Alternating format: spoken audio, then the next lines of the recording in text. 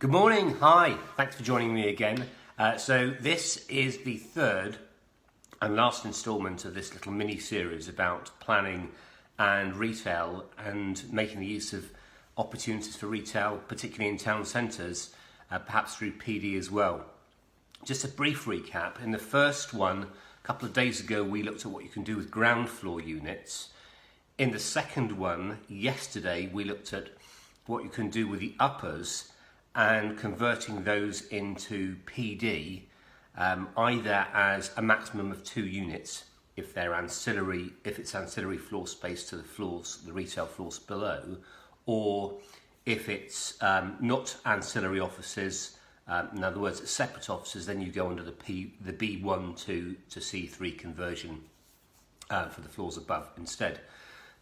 Now, let's say you've got your PD for the upper floors.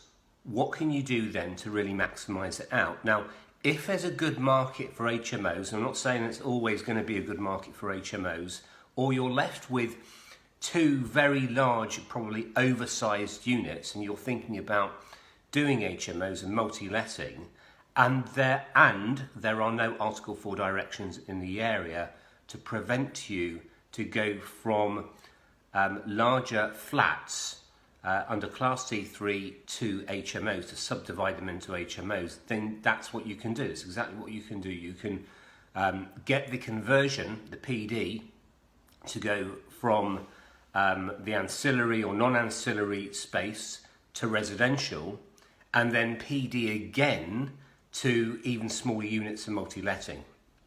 But in order to get there, what you have to do is this. You have to get the PD first for the Class C3, for the flats, and then what you need to do is you need to actually do that conversion. You don't actually have to actually occupy those particular flats.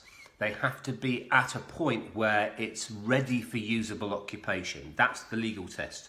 Ready for usable occupation. It comes from a case called IMPI, and there's a long string of case law that supports this. So if you've got local authorities saying, well, we need to see it's been occupied. No, it doesn't have to be occupied. It would help if it was occupied. And you could perhaps contrive some sense of occupation through evidence of leases or things like that. So probably get it registered for council tax, certainly get it furnished, get it hooked up to utilities, have confirmation from the water authority or the electricity board that it's hooked up to those utilities, and so it's ready for actual occupation.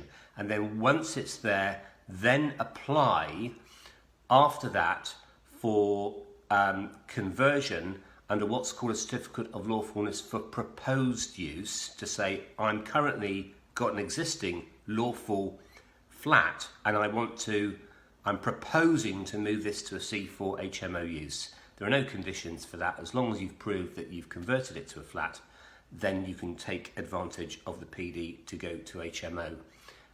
And the council has to issue that in any event. And that's lawful. You don't need planning permission for it in any event. So hope that's been really useful. So that's a last step to making the most out of those residential opportunities.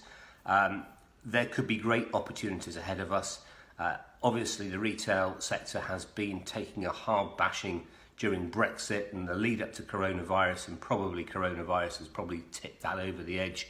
We'll have to see what happens going forward with town centres after coronavirus. I suspect a lot of councils will probably still be digging their heels in. And of course, you might have PD rights to go even higher above shops with new build floors and stuff like that. We'll have to see what happens with new law coming forward on that later this summer, maybe. So hopefully that's been really useful, and thank you for watching. All the best.